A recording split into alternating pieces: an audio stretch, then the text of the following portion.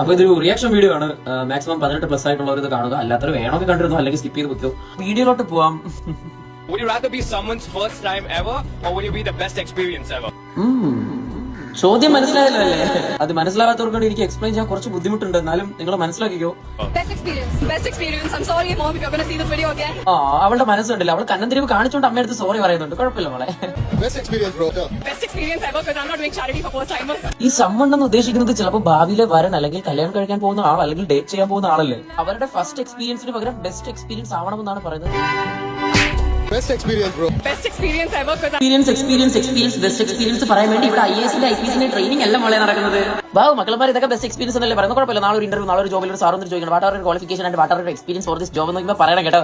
My experience is 69 visionary കവുകള് cowboy lotus doggy style പട്ടി പൂച്ച പാമ്പ് ആട് നിങ്ങൾക്ക് വേണമെങ്കിൽ എന്റെ അടുത്ത് ചോദിക്കാം, നീ എന്തിനാണ് അവരുടെ ഇടയിൽ കയറുന്നത്? അവർക്ക് അവരവരുടെ ഇഷ്ടം കാണത്തില്ലേ, അവരവരുടെ പേഴ്സണൽ ഒപ്പീനിയൻ കാണത്തില്ലേ?